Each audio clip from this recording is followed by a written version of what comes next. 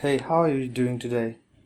First I would like to show you all the different Python libraries that we imported for this particular project.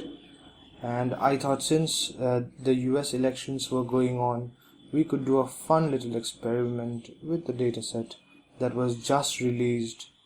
And so we can download the dataset from this link right here, master.zip, and it's around 3.21 GB. And then we unzip the file with unzip master.zip, and then we have the tweet data head, which we took out with pandas, and then we can call pd.readcsv to read the file.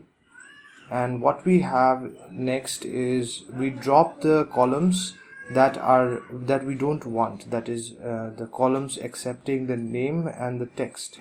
So we take the columns difference, and then for the dataset I use this os.listdr, which is the os command, so that we can go through all the directory lists in a certain folder, and then we can look into the files inside that.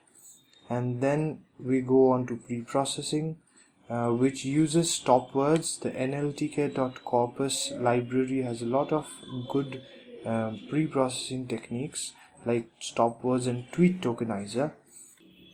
And you can see the tweet clean function that I made, and then we have the clean tweets, which we call, and finally we have the word clouds. Now these word clouds, they show the top words for each of the tweets by Joe Biden and Donald Trump. And so we can see in Joe Biden's tweets we have Donald Trump, American people, country, proud, million families, and believe, take jobs and stuff like that. And then for Trump we have Ted Cruz, Crooked Joe, great, Trump, thank you, make America, debate to win.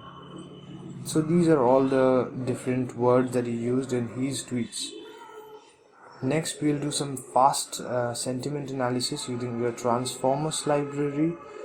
So if you want a different series of tutorials about transformers, I'll be doing that later, but for now we'll just import the pipeline package from the transformers library and then do some sentimental analysis.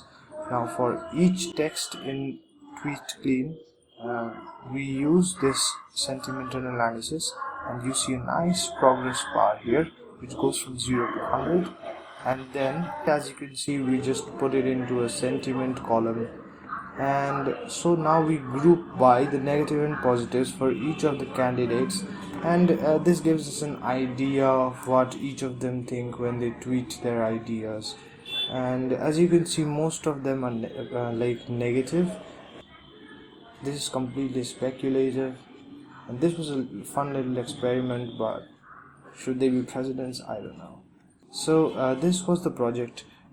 Bookmark the page because we will be bringing you more such tutorials, and yeah, that's it.